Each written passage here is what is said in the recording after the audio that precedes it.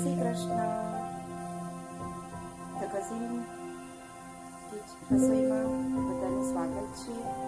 આજે આપણે કાચી કેરીમાંથી બનતું પાણી બનાવતા શીખીશું. અત્યારે કાચી કેરીની સિઝન ખૂબ જ છે, એટલા માટે એમાંથી બનાવતા શીખીએ. જેના માટે એક વાડકીમાં કાચી કેરી ટુકડા, ફુદીનો એક વાડકી ધાણા, 4 મરચાંના ટુકડા, 2-3 ઇંચનું આદુના ટુકડા, સંચળ, કાલા નમક એટલે મીઠું, શેકેલું જીરું, વરિયાળી 1 ચમચી અને ચાટ મસાલો 1 ચમચી.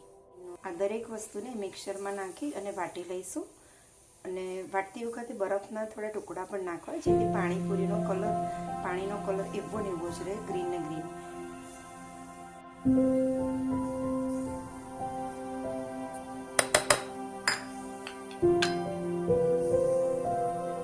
આટલા મસાલામાંથી 1.5 લીટર પાણી બની જશે.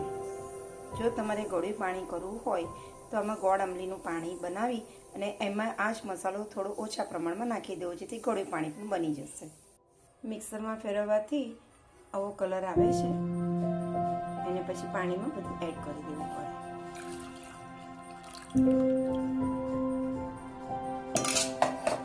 તમારું ચટાકેદાર પાણીપુરીનું